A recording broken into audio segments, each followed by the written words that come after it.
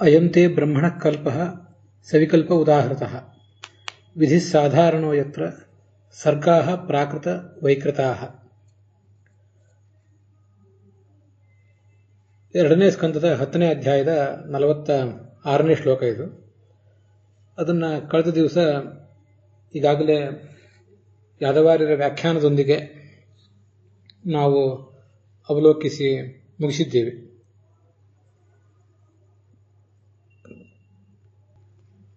ಅದರ ಅರ್ಥವನ್ನು ಸರಳವಾಗಿ ಸಂಗ್ರಹ ಮಾಡುವಾಗ ಅನೇಕ ಕಡೆ ಅನುವಾದಗಳಲ್ಲಿ ಸ್ಪಷ್ಟತೆ ಇಲ್ಲ. ಅದರ ಬಗ್ಗೆ ಸ್ವಲ್ಪ ಗಮನ ಇರಬೇಕು.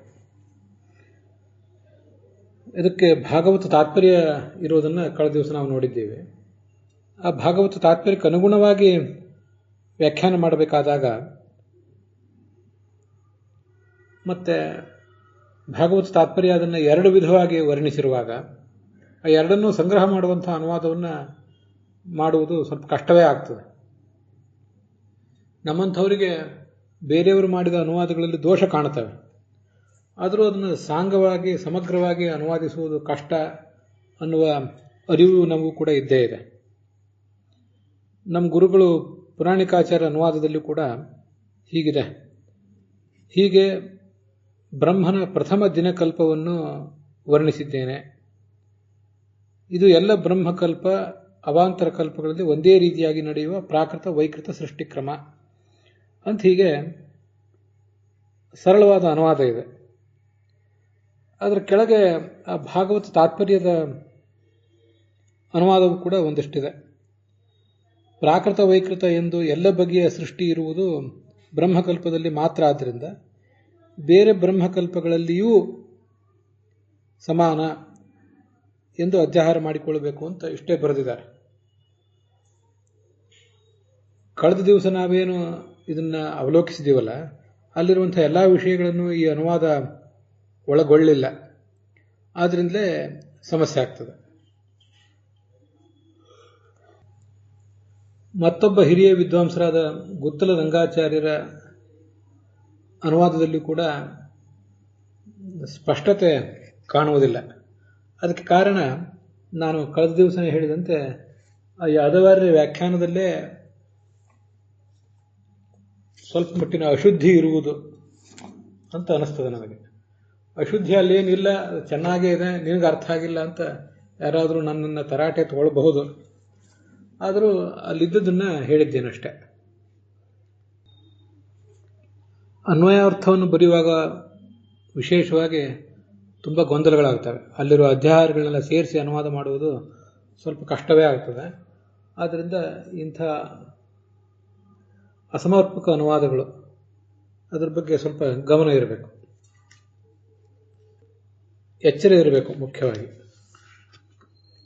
ಭಾರತ ದರ್ಶನ ಪ್ರಕಾಶನದಲ್ಲಿ ಹೀಗೆ ಅನುವಾದಿಸ್ತಾರೆ: ನಾನು ನಿನಗೆ ಬ್ರಹ್ಮದೇವರ ಮಹಾಕಲ್ಪವನ್ನು ಅವಾಂತರ ಕಲ್ಪಗಳೊಡನೆಗೆ ವರ್ಣನೆ ಮಾಡಿದ್ದೇನೆ. ಸೃಷ್ಟಿಕ್ರಮ ಅನ್ನುವುದು ಎಲ್ಲ ಕಲ್ಪದಲ್ಲೂ ಒಂದೇ ರೀತಿಯಾಗಿರ್ತದೆ. ಸ್ವಲ್ಪ ವ್ಯತ್ಯಾಸ ಇರ್ತದೆ. ಅದೇನೆಂದರೆ, ಮಹಾಕಲ್ಪದ ಪ್ರಾರಂಭದಲ್ಲಿ ಪ್ರಕೃತಿಯಿಂದ ಪ್ರಾರಂಭವಾಗಿ ಮಹತ್ತತ್ವ ಮೊದಲಾದ ಎಲ್ಲವೂ ತತ್ವಗಳ ಉತ್ಪತ್ತಿ ಆಗ್ತದೆ. ಆದರೆ ಉಳಿದ ದಿನಕಲ್ಪ ಮತ್ತು ಮನ್ವಂತರ ಕಲ್ಪಗಳಲ್ಲಿ ಪ್ರಾಕೃತ ಸೃಷ್ಟಿ ಹಾಗೇ ಇರ್ತದೆ. ನಾವು ಅದನ್ನು ಕಳೆದ ದಿವಸ ನೋಡಿದ್ದೇವೆ. ಮತ್ತೆ ಮಹತ್ತತ್ವ, ಪ್ರಕೃತಿಯಿಂದ ಮಹತ್ತತ್ವ, ಅಹಂಕಾರ ತತ್ವ ಹೀಗೆಲ್ಲ ಹುಟ್ಟೋದಿಲ್ಲ. ಚರಾಚರ ಪ್ರಾಣಿಗಳ ವೈಕೃತ ಸೃಷ್ಟಿಯಲ್ಲಿ ಮಾತ್ರ ವ್ಯತ್ಯಾಸ ಆಗ್ತದೆ. ಹೀಗೆ ಮನ್ವಂತರ ಕಲ್ಪದಲ್ಲಿ ಒಂದು 2000 ವರ್ಷಗಳ ಪ್ರಳಯ ಇರ್ತದೆ. ಆಗ ಈ ಭೂಮಿಯ ಬಹುತೇಕ ಭಾಗ ಎಲ್ಲ ನಷ್ಟ ಆಗಿ ಹೋಗಿರ್ತದೆ. ಮತ್ತೆ ದಿನಕಲ್ಪ ಅಂತೇನಿದೆ, ಅದರಲ್ಲಿ ಭೂರ್ಭುವಸ್ವ ಅನ್ನುವ ಲೋಕಗಳ ನಾಶ ಆಗ್ತದೆ. ಮತ್ತೆ ಮಹಾಕಲ್ಪದಲ್ಲಿ ಪ್ರಕೃತಿಯಿಂದ ಹುಟ್ಟಿದ್ದೆಲ್ಲವೂ ನಾಶ ಆಗ್ತದೆ. ಹೀಗೆ ಹೀಗೆ ಮನ್ವಂತರ ಕಲ್ಪ, ದಿನಕಲ್ಪ ಮತ್ತು ಮಹಾಕಲ್ಪಗಳಿಗೆ ಹಾವಳಿ ಅಥವಾ ನಾಶ ಏನಿದೆ ಅದರ ಪ್ರಮಾಣದ ಆಧಾರದಿಂದ ಇದನ್ನೆಲ್ಲ ನಾವು ನೋಡಬೇಕಾಗ್ತದೆ. ಅನುವಾದ ಮಾಡುವಾಗ ಅನೇಕ ಕಡೆ ಅನ್ವಯಾರ್ಥ ಬರೆಯುವಾಗ ಸುಸಂಬದ್ಧವಾಗಿ ಆಕಾಂಕ್ಷಾ ಅನ್ವಯ ಇತ್ಯಾದಿಗಳ ಸಮೇತವಾಗಿ ಅನ್ವಯ ಕಂಡು ಬರೋದಿಲ್ಲ.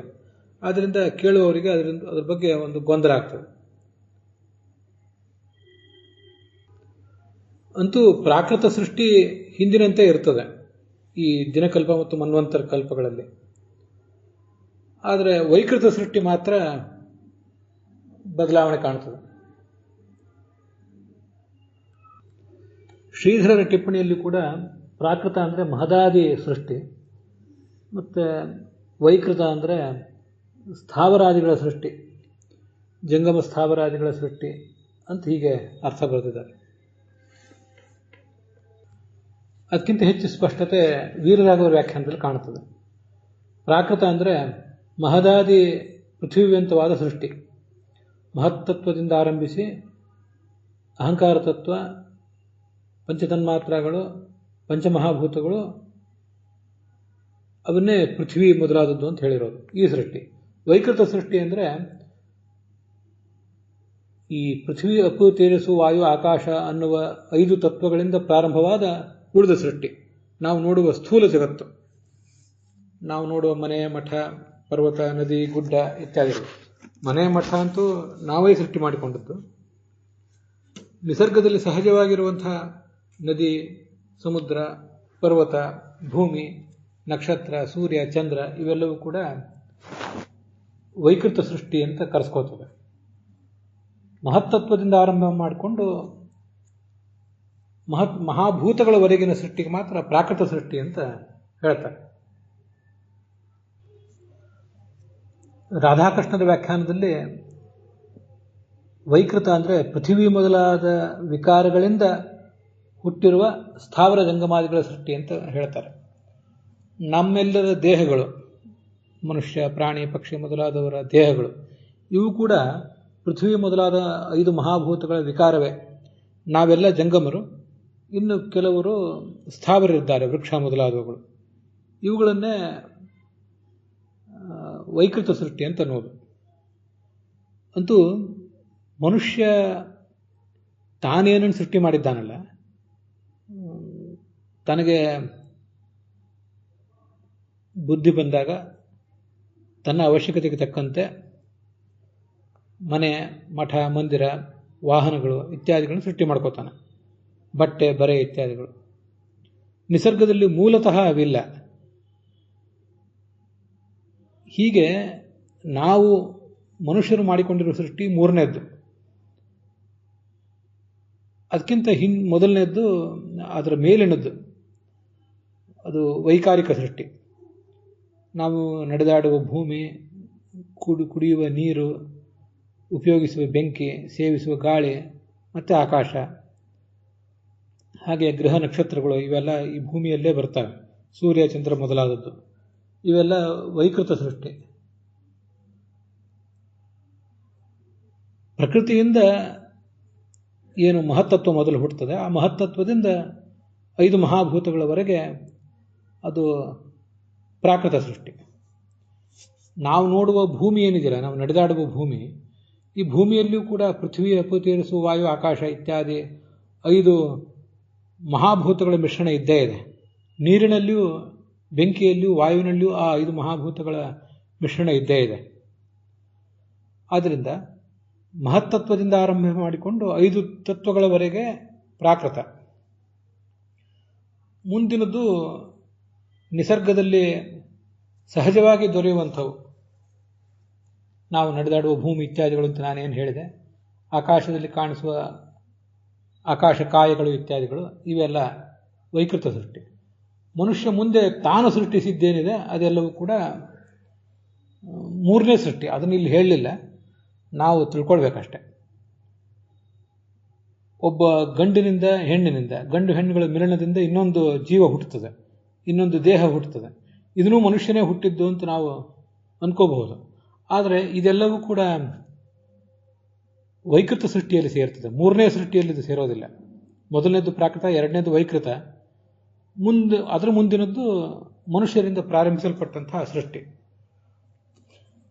ಗಂಡು ಹೆಣ್ಣುಗಳ ಮಿಲನದಿಂದ ಒಂದು ದೇಹ ಹುಟ್ಟಿದ್ರೂ ಕೂಡ ಈ ಹುಟ್ಟುವ ದೇಹ ನಾವು ಕಟ್ಟುವ ಮನೆಯಂತೆ, ನಾವು ಕಟ್ಟುವ ಸೇತುವೆ, ಸೌಧಗಳು ನಾವು ತಯಾರಿಸುವ ಬಟ್ಟೆ, ತಯಾರಿಸುವ ಆಭರಣಗಳಂತೆ ಅದಲ್ಲ.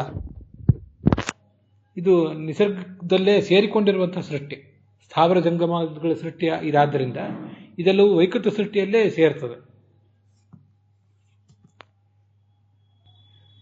ಹೀಗೆ ಪ್ರಾಕೃತ, ವೈಕೃತ ಮತ್ತೆ ವೈಕೃತ ಅಂತ ಮೂರನೇದನ್ನ ನಾವು ತಿಳ್ಕೊಳ್ಬಹುದು.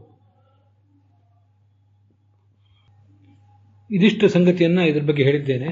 ಇನ್ನೂ ಒಂದಿಷ್ಟು ಸಂಶಯದ ಕಸರು ನನ್ನ ಮನಸ್ಸಿನಲ್ಲೇ ಉಳಿದಿದೆ. ಸ್ಪಷ್ಟವಾಗಿ ಅದನ್ನು ಹೇಗೆ ಅನುವಾದಿಸಬೇಕು, 100% ಅದಕ್ಕೆ ಸರಿಯಾದ ಅರ್ಥವನ್ನು ಹೇಗೆ ಹೇಳಬೇಕು ಅಂತ ಅದನ್ನು ಮತ್ತೆ ಯಾವಾಗಾದರೂ ಮಾಡುವ ಪ್ರಯತ್ನ ಮಾಡ್ತೇನೆ. ಹುಸಿಯ ನಾಡಿ ಹೊಟ್ಟೆ ಹೊರೆಯುವ ವಿಷಯದಲ್ಲಿ ರಸಿಕನೆಂದು ಹುಸಿಗೆ ಹಾಕಿದಿರುವ ಇನ್ನು ಹೃಷಿಕೇಶನೇ, ಈಶನಿನ್ನ ಚರಣ ಭಜನೆ ಆಸೆಯಿಂದ ಮಾಡುವೆ, ದೋಷರಾಶಿ ನಾಶ ಮಾಡು ಶ್ರೀಶಕೇಶವ. ಶ್ರೀಕೃಷ್ಣಾರ್ಪಣ ವಸ್ತು.